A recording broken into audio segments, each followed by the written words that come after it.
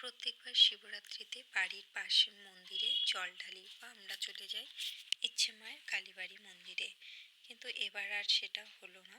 এবার কোনো রকম কোনো প্ল্যান ছাড়াই চলে গেছিলাম বাড়ি থেকে একটু দূরে বোদাগঞ্জ মন্দিরে। আর মন্দিরটা যেহেতু একটু দূরে আমাদের বাড়ি থেকে, তাই সকাল সকালে আমরা বেরিয়ে পড়েছিলাম। আর এখন সব মন্দিরেই তো প্রায় পুজোর সমস্ত সামগ্রী পাওয়া যায়, তাই আমরা বাড়ি থেকে আর কিছুই নিয়ে যাইনি, এখান থেকেই সমস্তটা নিয়ে নেওয়া হয়েছে। পুজো কমপ্লিট করে আমরা এখান থেকে বেরিয়ে পড়লাম, আর পুজো দিতে দিতে প্রায় অনেকটা বেলা হয়ে গিয়েছিল।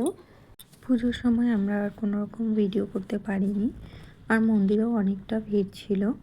আর দেখো কি সুন্দর গাছ, ভরে পলাশ ফুল হয়েছে আর নিচে অনেক ফুল পড়েছিল। তো আমি আশপাশে কতগুলো ছবি বা ভিডিও নিচ্ছিলাম, আর আমার পেছন সাইডে ছিল সুইমিং পুল। তো এখন জল নেই, ওখানে পুলটাতে কাজ হচ্ছিল। তারপর আমরা এখান থেকে বেরিয়ে চলে গেলাম ওদলাবাড়ির ওখানে।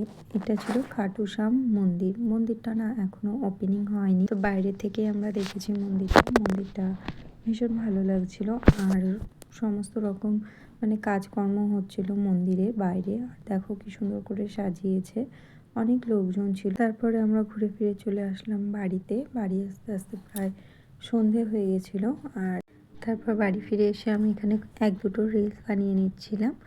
তো তোমাদের কেমন লাগলো ভিডিওটা অবশ্যই জানিও। আর এই ছিল হচ্ছে আমার শিবরাত্রির পূজার লুক। তো তোমাদের কেমন লাগলো ভিডিওটা অবশ্যই জানিও। টাটা।